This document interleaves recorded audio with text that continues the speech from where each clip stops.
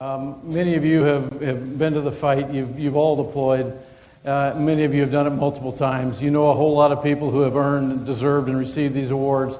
And today I get the real pleasure of presenting them to these 5 great patriots and warriors here.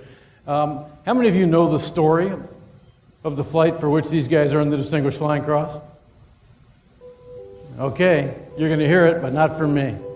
I can't say there's really any normal days on the deployment, but you get up, you come in, you do the morning brief, you prep your equipment to fly, you put your stuff on the bird, and then you're waiting for the call. That day, we basically came into the operations center, got our update, and then went out to the aircraft to position our gear. So as I put my gear on the aircraft, I was halfway getting all my stuff situated, and then the call came in. So we got in the helicopter and got it fired up, got the radios running. We talked to the ops center, and the mission that was passed to us was there were 2 New Zealand coalition forces who had sustained gunshot wounds about 60 miles to the northwest of Bagram.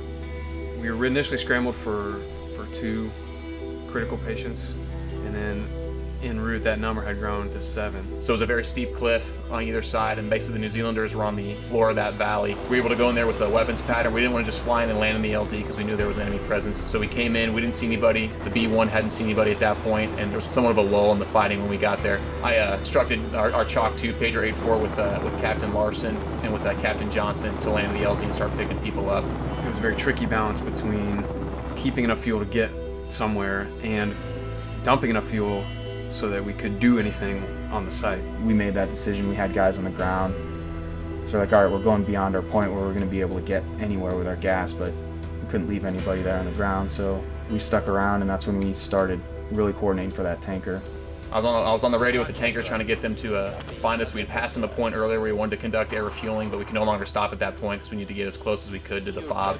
So we just started blasting toward the fob. We were able to contact the tankers, get them to give us some support, and they were able to rendezvous with us. It was the middle of the day. It was high altitude, so it was bouncing around quite a bit. I remember taking the controls, looking down at the fuel gauge, and seeing that we had about 300 pounds of gas at that point. So previously we had landed with 300 pounds. So I knew at that point we actually had to get gas or we weren't going to make it back. Luckily for me, it seemed like I don't know if it was God or what it was, but it kind of got calm, and the basket just kind of sat there in front of me. I was able to make a run in on my first try and get gas. The time when I felt the most emotion, the time when I was the most afraid, was on the way to Killigay the second time, waiting for our wingman to take fuel. You know, we were thinking about having to PL that aircraft, precautionary land that aircraft in the middle of Afghanistan, and then it was going to look, and then Pager 83 was going to have to ferry crew members and patients out of there. The drogue was damaged, and I was on the controls at this time. The basket was jumping around probably 5 or 6 feet on them. So it became pretty hard for those guys to get gas. I could see how much gas they had, and I knew they weren't going to be able to make it back unless they were able to plug. So something I'll never forget is looking over at Captain Pharr and telling him these guys aren't going to make it.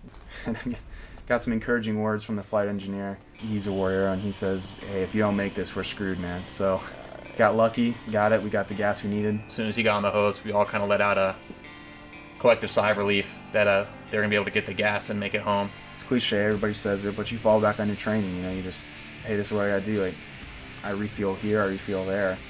You know, we employ weapons here. It's really becomes no different. And you just think about, all right, what's my next task? What do I have to do now? What's the next thing? You just keep your head in the game. I think, you know, any single person in our community, given the same events, would have done the same thing. Ladies and gentlemen, heroes.